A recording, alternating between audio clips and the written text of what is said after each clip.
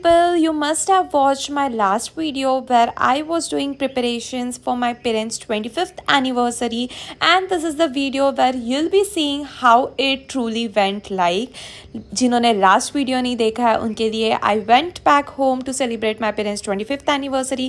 I also took some gifts for them, and these are some clips from the same day. And then here I am all ready to go for the celebration with my family. And yes, we all were excited because this was a surprise for my parents, and this is how the decoration and the whole setup looks like. It was cute and simple, and yes, it was what it was. And then I went to get the cake that I had ordered, and then I came back and जाके आप लोग अब video देखो.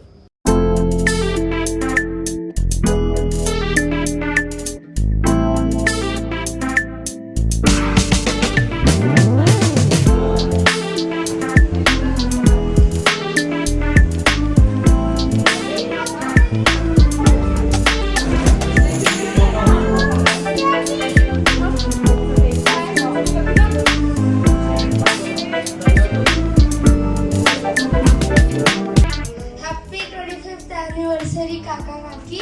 चला या आता आपण cake कापू. Happy anniversary to you.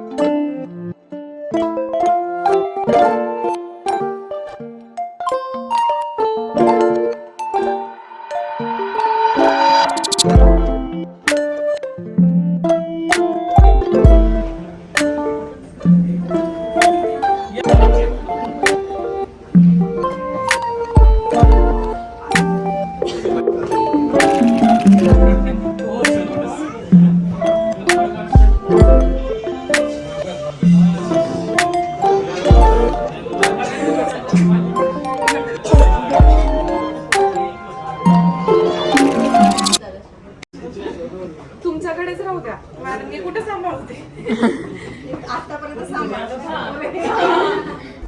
Cake decoration सगळं नेहाने करून घेतलंय.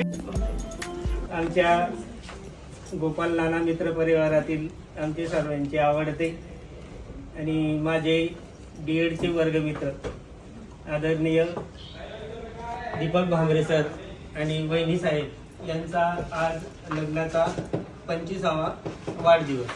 मोबाईल जसं चार्जिंग करतो तसं आम्हाला जर चार्ज व्हायचा असेल तर आम्ही वहिनी साहेबांना माहिती आहे की आम्ही दुकानावर आठवड्यात एकही दिवस काढत नाही की आम्ही त्यांच्या संपर्कात राहत नाही.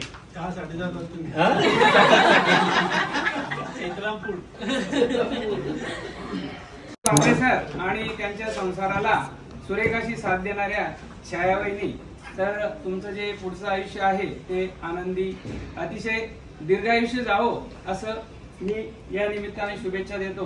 आणि त्याच पद्धतीने आचल दीदीला पण शुभेच्छा धन्यवाद देतो की तिने त्यांच्या या वाढदिवसाचं अतिशय सुरेख असं आयोजन केलेलं आहे. तर पुन्हा एकदा आचल दीदीचे धन्यवाद आणि दोघांना शुभेच्छा. समोरचा माणूस किती संकटात असला तर त्याचं संकट कसं निवारण करायचं हे त्यांच्याकडून शिकण्यासारखं आहे. आणि त्यांच्या सोबतच त्यांच्या जोडीला अगदी खांद्याला खांदा लावून म्हणजे त्यांच्यापेक्षा वरचढ काम करणाऱ्या सौ छायाताई, क्लासेसच्या बाबतीत अंबड्यामध्ये त्यांचं नाव आहे. आणि ते क्लासेस कोरोना काळात बंद झाले पण तरी ते पुढे अजून त्यांनी एक वेगळं फॅशन शृंगार म्हणून त्यांनी एक बिझनेस सुरू केला आणि त्याच्यात सुद्धा ते यशस्वी झाले. एखादा पुरुष जर यशस्वी होतो पण एखादी स्त्री जर यशस्वी होत असेल त्याच्या मागे निश्चित त्या पुरुषाचा हात असतो. आणि अचल बेटाच्या बाबतीत सांगायचं म्हटलं, धन्य तिचे माता पिता, म्हणजे खरोखर खूप भाग्यवान त्या मुलीने आज त्यांचा 25वा लग्नाचा वाढदिवस साजरा केला. कारण हे तिच्यावर असलेले संस्कार हे महत्वाचे आहेत. आणि या कुटुंब म्हणजे त्यांचं 2 भाऊ आहेत, आई वडील, अगदी व्यवस्थित सुसंस्कृत असं कुटुंब आणि सर्वांना मदत करणारं असं हे कुटुंब. परमेश्वर त्यांना सर्व परिवाराला पुढील आयुष्य सुखाचं समाधानाचं जावं अशी मी संत शेगावचे गजानन महाराजांच्या चरणी प्रार्थना करतो आणि माझ्या वैयक्तिक सोनवणे परिवारातर्फे त्यांना खूप खूप शुभेच्छा देतो. धन्यवाद. आमच्या शाळेत एक प्रथा होती, प्रत्येकाला टोपण नाव द्यायचे, नाना तात्या. तसं मग सरांना जीवन नाव दिलं आणि ते प्रचलित झालं. आणि तेव्हापासून त्यांना जे नाव दिले गेलं त्या नावाने आम्ही जे परिचित आणि मित्रमंडळी त्याची भाऊ या नावानेच त्यांना आम्ही उच्चारत असतो. तर सुरुवातीला सर आले बिलालीला, त्याच्या आधी आमची तोंड ओळख होती आणि बापू तर आमचे केंद्रात असल्यामुळे आमचे एक परिवारातले सदस्य होते. सर आल्यानंतर सुरुवातीला आपण कोणी नवीन माणूस आला तर त्याची आधी पारख करतो, काय कसा आहे भाऊ. जशी नवीन सून येते, सासू ज्याप्रमाणे तिचे कोणते गुण आहेत किंवा ही कशी आहे ती आधी. आज दीपक सर आणि छाया मॅडम यांच्या लग्नाचा कितवा वाढदिवस इथं लिहिलेलं नाहीये. अज्ञानात छान गोष्टी असते, म्हणजे मोजायची गरज नाही पडत आपल्याला. जर मोजल्यानंतर वाटते इतके दिवस गेले बस. मॅडम बोलता बोलता बोलून इतके दिवस सोचलं म्हणजे आता कोणी सोचलं हे सांगितलं त्यांनी.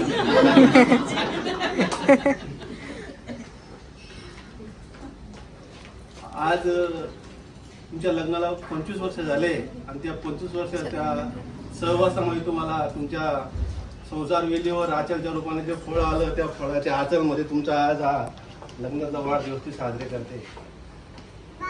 फार छान गोष्ट आहे. बापूंनी लग्न केलं आणि दीदीने तुमचं रिमॅरेज करून दाखवलं. आचल कुठे लक्षात ठेव, कुठे लक्षात ठेव आचल. एक 8-10 दिवसापुढची गोष्ट तुझ्या पप्पांना विचार. आम्ही कुठतरी एका लग्नाला गेलेलो होतो. ते लग्न पाहून तुझे पप्पा मला म्हणाले, नाना म्हणे बाकी ना राहिले म्हणे आपण लग्न व्हायला पाहिजे. बोलले की नाही, बोलले होते की नाही, बोलले होते की नाही,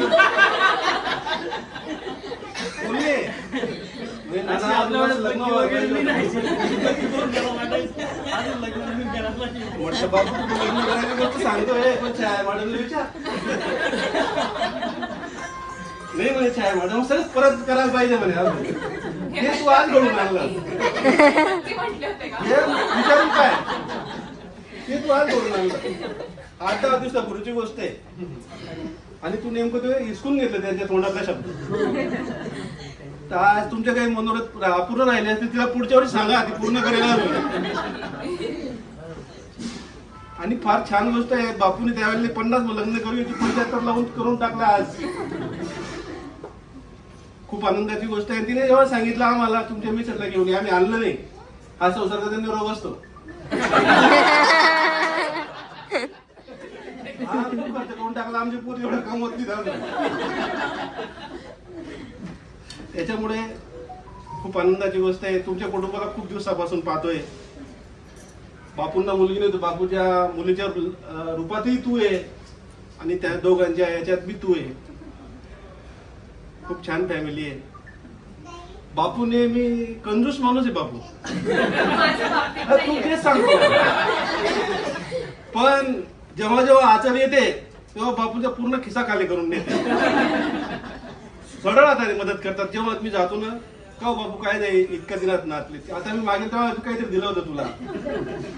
तू लक्ष्मीच्या आणि संजोगाच्या पावलांच्या घरात आलेली आहे आणि तेवढं कौतुक तू पूर्ण घर सांभाळून ठेवलं आणि या कुटुंबात एक चांगली सावली. आज दोघं आई वडिलांचं तू जे हे करते खूप छान गोष्ट असते. कारण की आई वडिलांच्या लग्नाची अनुभूती साजरी करणं, आज तुझ्या आईच्या डोळ्यात अश्रू आले, खरी गोष्ट असते. कारण की आपण दुसऱ्यांचे करत फिरतो. ज्यावेळी आपले मुलं आपली अनुभूती म्हणा वाढदिवस साजरा करतात, ती गोष्ट वेगळी असते, खूप भावनाप्रधान असते. बोलता बोलता विजू बोलून गेला, मला आठवण पडून जाईल. विचारायचं करायला आम्ही दुकानावर जातो म्हणे दीपक भांबरेकडे, पण दीपक भांबरे विचार कोणाकडनं होतो मला सांगायची गरज नाही, तुम्ही समजून गेले आहे की नाही. खरी गोष्ट आहे. तुझ्या आईच्या मध्ये एवढी हिंमत आहे. जेव्हा श्यामदादा आजारी होता, श्यामदादा कुठे तू जेव्हा आजारी होता तर दीपक रडायचा. दीपक तुझ्याकडे असताना त्यावेळी तर खंबीरपणे उभी राहिले असतील तर छाया मॅडम खूप खंबीर बाई. त्यामुळे असं नाही कोणतरी बोललं, एक राजूचा खोडं येते. तुम्ही बोलले ना एखादी स्त्री जेव्हा त्याच्या मागे पुरुष असतो, असं स्त्री अशी असते ती स्वतः खंबीर उभी राहू शकते. असं या खंबीर आई वडिलांची तू मुलगी तिथं राहून तू आज सगळं जमून आणलं, जुळून आणलं. दीपक भांबरे किंवा छाया मॅडम आणि तिथे गेले, तिथले बाप राहिले. ट्युशन केली आम्हाला, ट्युशनचे बाप राहिले. आता तिथे दुकान सुरू आहे, शिंदेचे बापून गेले ते. हे जी असते जिगर असते फिगर, दोघं गोष्टी त्यांच्याकडे, दोघं नवरा बायकोंमध्ये. तर असा हा क्षण आज खूप आनंदाचा आहे. मग खूप आनंद वाटतो. तुम्हाला माहित नाही आज खूप मोठी लग्नाची तीत होती, पण आचार्याने सांगितल्यामुळे मी सगळ्यांना बोलून घेतलं. आज तुम्ही 4 वाजेपर्यंत कुठल्या परिस्थिती या, आपल्याला कार्यक्रम करायचा आहे. त्यांचा केला पुढे तुमचाही होऊ शकेल म्हटलं. कोणतरी बोललं म्हणे दादा प्रियावरले आणलं म्हटलं, त्याला पाहू द्या कार्यक्रम पुढच्या वेळी तो घडून आले दादांचा. जाता जाता एकच सांगतो, फक्त जे गिफ्ट दिले गेले मला फक्त एकच गिफ्टची उत्कंठता आहे. जे वेल्ल्याने आलेलं गिफ्ट आहे ते सगळ्यांना फोडून दाखवा. आमची अशी अजून बी असं वाटतं आम्हाला जी गंगा आहे ते वेल्याने म्हणून येते दाखवा.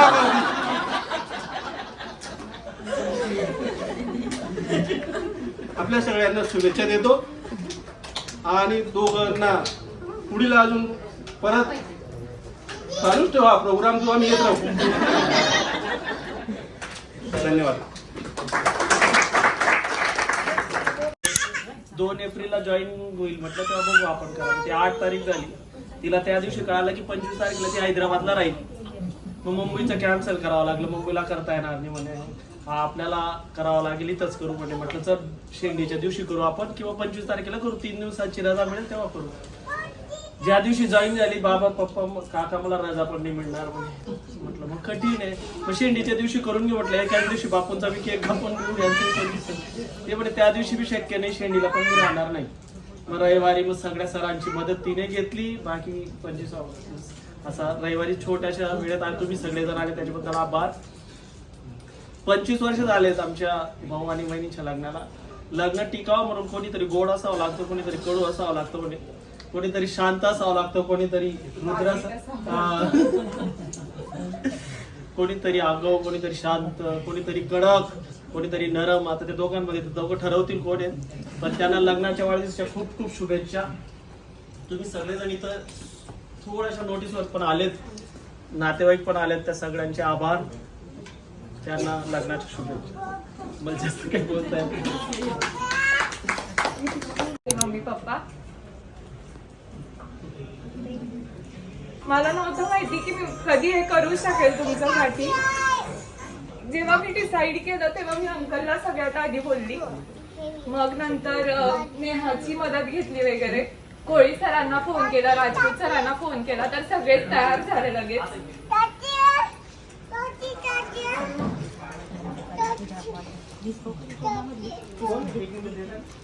माझे लहानपणीपासून जसे लाड केलेत तसे मी तुमचे यानंतर लाड करेन हे मी प्रॉमिस करते. नेहमी कोणत्याच गोष्टीला मला नाही म्हणणारे माझे मम्मी पप्पा आहेत. आणि माझी फॅमिली एवढी छान आहे कारण की मम्मी पप्पा छान आहेत. सगळ्यांना जोडून ठेवणारे असे माझे मम्मी पप्पा आहेत. आजी बाबांची काळजी, अंकल आंटी सोबतचे वागणं, लक्ष, नीरजाचे लाड आणि माझे खूप जास्त लाड करणारे मम्मी पप्पा आहेत. मी सगळ्यांना हेच सांगते माझ्या फ्रेंड्स मध्ये पण की मी कधी नाही ऐकलं नाहीये. माझ्या मम्मी पप्पांनी कधीच मला कोणत्याच गोष्टीसाठी नाही म्हटलं नाहीये. काही पण घरात परिस्थिती असेल मी जे मागितलं ते मला दिलंय आणि मी सेम करण्याचा ट्राय करेन. हे खूप छोटं सेलिब्रेशन आहे तुमच्यासाठी, बट 50th अॅनिव्हर्सरी खूप मोठी होणार आहे हे मी प्रॉमिस करते. आणि तुम्ही सगळे तेव्हा पण या. आणि पप्पा जसं म्हटले काही अपेक्षा त्यांच्या राहून गेल्यात लग्नाला पूर्ण. वैदिक पद्धतीचं पण लग्न लावणार आहे मी त्यांचा 50वावं. जेव्हा 50वी अॅनिव्हर्सरी असेल तेव्हा आपण करूया. ही एक छोटीशी सुरुवात आहे आणि I will always make you proud. आणि मी सगळ्या तुमच्या अपेक्षा पूर्ण करायचा ट्राय करेन.